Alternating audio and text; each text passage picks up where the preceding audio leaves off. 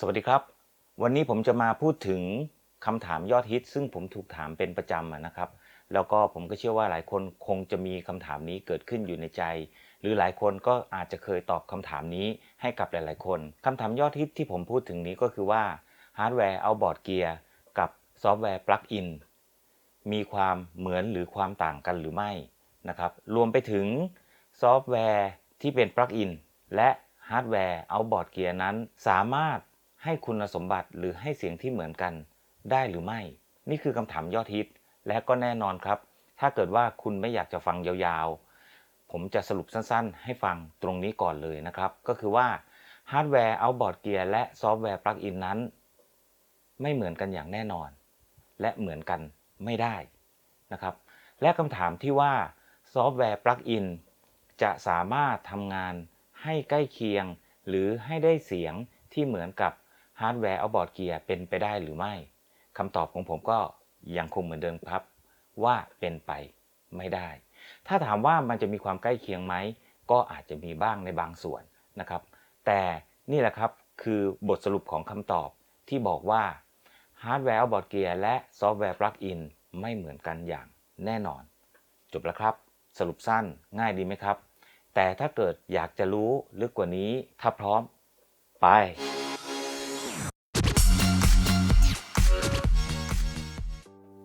อย่างที่สรุปไปตอนต้นแล้วนะครับแล้วก็ผมเชื่อว่าหลายคนก็คงพอจะเห็นภาพแต่ทีนี้ผมจะมาชี้ชัดให้มันเห็นได้ชัดเจนมากขึ้นว่าทำไมมันถึงไม่เหมือนกันและอะไรบ้างที่มันแตกต่างกันถ้าเกิดว่าเราจะพูดถึงฮาร์ดแวร์เอาบอร์ดเกียร์และซอฟต์แวร์ปลั๊กอินทีนี้ผมจะมาจำแนกให้เห็นชัดๆทั้งข้อดีและข้อเสียของทั้งคู่ที่มันมีความแตกต่างกันก่อน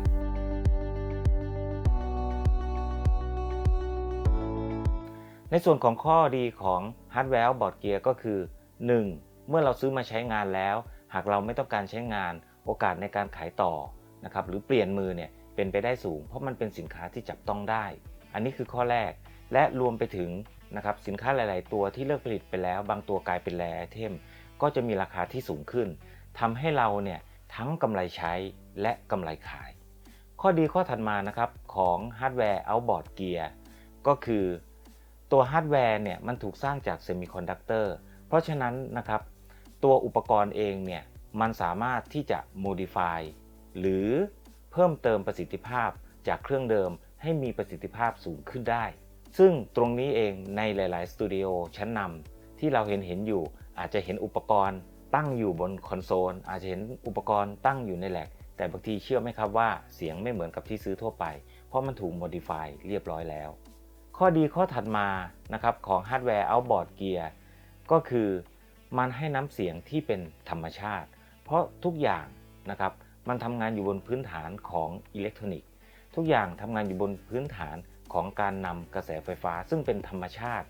ของการทำงานในระบบเสียงถ้าหากเราดู Signal Flow ทั้งหมดจะเห็นเลยว่าถ้าเราทำงานทุกกระบวนการเป็นเรื่องของไฟฟ้าล้วนๆเพราะฉะนั้นอันนี้คือความเรียลลิสติกของมันคือความสวยงามและความเป็นธรรมชาติที่เกิดขึ้นข้อดีข้อถัดมาของฮาร์ดแวร์เอาบอร์ดเกียร์ก็คือฮาร์ดแวร์เอาบอร์ดเกียร์แต่ละเครื่องนั้นอาจจะให้ซุ้มเสียงที่ไม่เหมือนกันนะครับเช่นผมอาจจะซื้ออุปกรณ์1ตัววันนี้และเพื่อนผมก็ซื้ออุปกรณ์วันเดียวกัน Serial Number อาจจะติดกันเสียด้วยซ้ำไปนะครับแต่ว่าผมอาจจะเปิดเครื่องใช้ในทุกๆ4เดือนเรียกว่าปีหนึ่งก็เปิดใช้3ครั้งแต่เพื่อนผมเนี่ยงานเยอะเปิดใช้เครื่องในทุกๆวันเพราะฉะนั้นแน่นอน2เครื่องนี้เมื่อผ่านกระแสไฟหรือมีไฟเข้าไปป้อนวงจรและมีการใช้งานอยู่อย่างต่อเนื่องเป็นประจำมันก็จะมีความอิ่มตัวของอุปกรณ์แน่นอนว่าอุปกรณ์ใหม่ๆเมื่อได้รับกระแสไฟไปกระตุ้นนะครับมันก็จะเกิดอิ่มตัวและก็เสื่อมถอยนะครับเพราะฉะนั้นเสียงมันจึงมีความแตกต่างกันทำให้ในแต่ละสตูดิโอทำให้ในแต่ละคนถึงแม้จะใช้อุปกรณ์เดียวกันก็ตามนะครับก็ยังคงให้เสียงที่ต่างกันได้และนี่คือมนต์เสน่ห์ของฮาร์ดแวร์เอาบอร์ดเกียร์ข้อดีไปละข้อเสียใช่ไหมครับแน่นอน expensive แพงนี่คือข้อแรกเลยนะครับอย่างที่ผมบอกไว้ก็คือ1ยูนิตมันใช้ได้แค่1เท่านั้นนะครับ อาจจะเป็น Mono Channel อาจจะเป็น Stereo Channel อย่างที่เราเคยเห็นเพราะฉะนั้นเอาเป็นว่า1ยูนิตทำงานได้1หน่วยตามที่มันถูกออกแบบมา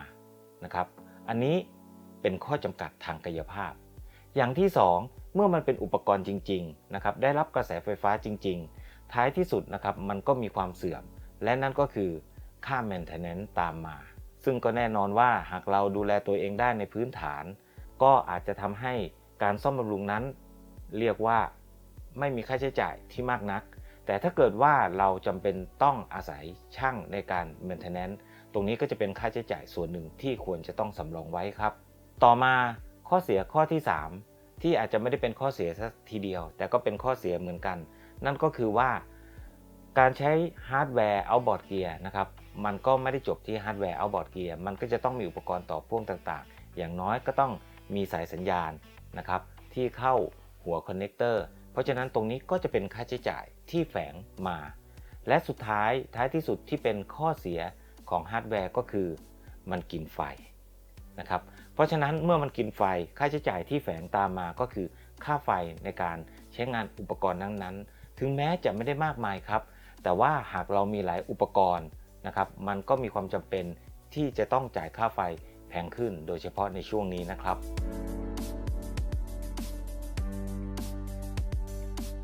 เอาละครับทีนี้มาถึงในส่วนของซอฟต์แวร์ปลั๊กอินบ้างทั้งข้อดีและข้อเสีย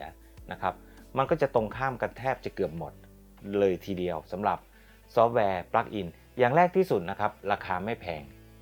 อันนี้ก็ไม่ได้หมายถึงว่าปลั๊กอินลิขสิทธิ์หรือปลั๊กอินแท้มันจะถูกนะครับหลายๆตัวก็มีราคาค่างวดตั้งแต่หลายพันจนถึงหลักหมื่นจนถึงหลักหลายหมื่นก็มีสำหรับบางปลั๊กอินนะครับแต่เพียงแต่ว่าเมื่อเราหารต่อจำนวน Channel นะครับมันก็จะทำให้ราคานั้นถูกลงแล้วยิ่งบางไลเซนส์อาจจะลงได้2 device นะครับก็คือ2คอมพิวเตอร์อย่างนี้เป็นต้นหากเรามีโน้ตบุ๊กหากเรามีเดสก์ท็อปนะครับแล้วเราทำงานนอกสถานที่กับในสตูดิโอด้วยแล้วเราลงปลั๊กอินไปทั้ง2ยูนิตมันก็หาร2ลงไปอีกเพราะฉะนั้นมันก็ทำให้ราคาค่าตัวของซอฟต์แวร์ปลั๊กอินนั้นมีค่าตัวที่ถูกลงครับข้อดีข้อที่2ก็คือปลั๊กอินนะครับสามารถที่จะ insert ใน channel หนึ่งได้หลายชั้นแล้วนอกจากนั้นยัง insert ได้อีกหลาย channel นะครับมันก็จะย้อนกลับไปช่วยข้อแรกเลยยิ่งทำให้ราคาค่าตัวมันถูกลงนะครับเพราะฉะนั้น1หน่วยหรือ1ยูนิตที่เราดาวน์โหลดมาที่เราจ่ายไปนะครับเราสามารถใช้งานได้ค่อนข้างหลากหลายนะครับอันนี้คือความคุ้มค่าที่เกิดขึ้นในซอฟต์แวร์ปลั๊กอินครับต่อมาแน่นอนเมื่อมันถูกเขียนหรือถูกสร้างด้วยโคเด็กมันก็จะไม่มีคำว่าเสื่อมนะครับไม่ว่าเราจะใช้วันนี้ซื้อวันนี้อีก10ปีหากเรายังไม่ได้เปลี่ยนซิสเต็มนะครับหมายถึงยังไม่มีการอัพ OS ยังไม่มีการทำใดๆก็ตามปลั๊กอินโดยส่วนใหญ่แล้วก็จะใช้งานได้มันไม่มีอะไรให้เสียนะครับรวมไปถึงแม้กระทั่งต่อให้คอมพิวเตอร์เราเสียแล้วฟอร์แมตลง Operating System ใหม่นะครับแล้วลงปลั๊กอินมันไปก็ยังกลับมาใช้งานได้เหมือนเดิมนอกเหนือไปกว่านั้นหลายๆบริษัทเมื่อมีการอัปเดตซอฟต์แวร์นะครับเช่นระบบปฏิบัติการมีการอัปเดตระบบปฏิบัติการที่ใหม่ขึ้นซอฟต์แวร์ปลั๊กอินเองบางบริษัทก็จะทำโคเด็กที่ซัพพอร์ตกับ Operating System หรือฮาร์ดแวร์ใหม่ๆเช่น CPU ใหม่ๆอย่างนี้เป็นต้นแล้วเราก็ยังสามารถอัปเกรดได้ฟรีซึ่งตรงนี้ก็จะยิ่งทำให้ราคามันยิ่งดูถูกลงไปอีกนะครับยกเว้นว่าเราจะต้องเสียเงินในการอัปเกรดหรือข้ามแพลตฟอร์มอันนี้ก็จะเป็นอีกเรื่องหนึ่งเห็นข้อดีกันไปแล้วเรามาดูข้อเสียกันบ้างแน่นอนว่าซอฟต์แวร์ปลั๊กอินนั้นในการขายต่อเป็นเรื่องยากเพราะฉะนั้นเมื่อตัดสินใจซื้อแล้วก็คือเราต้องชอบและตัดสินใจซื้อมาใช้จริงๆนะครับแต่ก็ยังเป็นความโชคดีที่ซอฟต์แวร์ปลั๊กอินนั้นยังมีเดโมให้เราได้ทดลองใช้ก่อนที่จะซื้อเสียเป็นส่วนใหญ่นะครับแต่เมื่อใดที่ตัดสินใจซื้อมาแล้วอันนี้ขายต่อยากข้อเสียข้อถัดมาก็คือซอฟต์แวร์ปลั๊กอินนั้นนะครับไม่ว่าเพื่อนๆจะซื้อพี่ๆจะซื้อน้องๆจะซื้อหรือผมจะซื้อมันก็คือโคเด็กเดียวกันเพราะฉะนั้นน้ำเสียงหรือคุณสมบัติมันจึงเหมือนกัน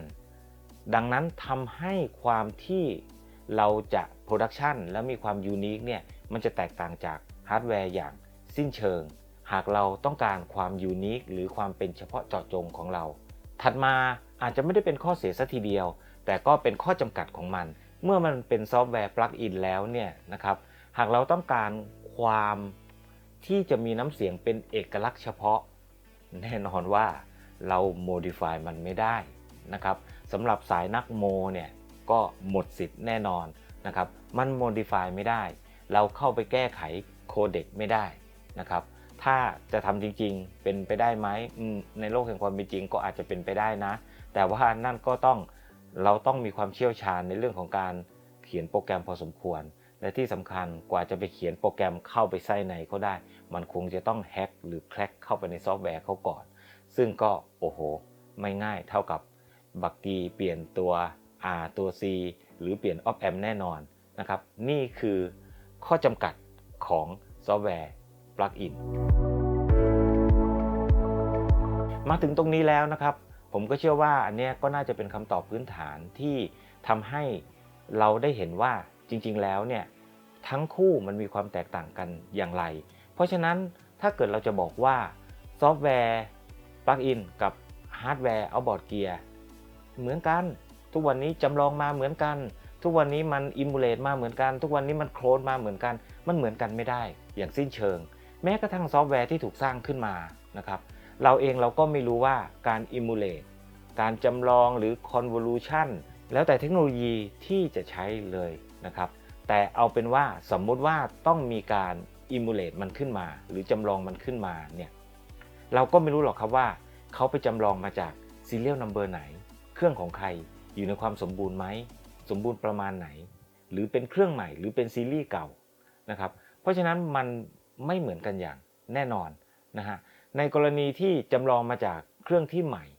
คอมโพเนนต์ในพศใหม่ๆนะครับเซมิคอนดักเตอร์ใหม่ๆแม้กระทั่งเครื่องที่เหมือนกันแต่เป็นซีรีส์ที่เก่ากว่าซึ่งเป็นซีรีส์ที่เขาออกแบบและเป็นต้นแบบจริงๆแล้วเนี่ยเซมิคอนดักเตอร์ในยุคเก่าๆเนี่ยมันจะให้น้ำเสียงอย่างนั้นซึ่งเป็นที่ต้องการของทุกคนแต่ถ้าเราไปอิมูเลตจากเครื่องที่มันใหม่เนี่ยมันก็จะไม่ได้น้ำเสียงอย่างนั้นเหล่านี้ทั้งหมดนะครับมันมีรายละเอียดปลีกย่อยอีกมากมายซึ่งทำให้เราเห็นได้ในภาพรวมก่อนว่าฮาร์ดแวร์เอาท์บอร์ดเกียร์และซอฟต์แวร์ปลั๊กอินนั้นไม่สามารถที่จะเหมือนกันได้จริงๆนอกเหนือไปกว่านั้นในเรื่องของเสียงหากเราจะบอกว่าทั้งคู่มีน้ำเสียงที่เหมือนกันใกล้เคียงกันเป็นไปได้ไหมด้วยประสบการณ์นะครับที่อาจจะมีไม่มากเพราะผมเองก็ไม่ได้ใช้เครื่องทุกเครื่องบนโลกใบนี้แต่เท่าที่เรามีอุปกรณ์ที่เป็นอุปกรณ์หลักแล้วมีซอฟต์แวร์ที่อิมูเลตออกมาแล้วเมื่อเอามา A/B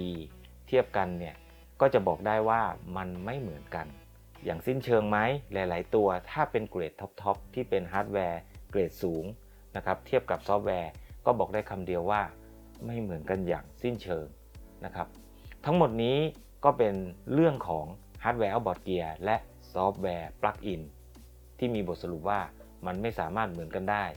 และผมก็เชื่อว่าตลอดช่วงระยะเวลา1ชั่วอายุของผมหรืออาจจะของคุณหรืออาจจะตลอดไปก็ไม่สามารถจะเหมือนกันได้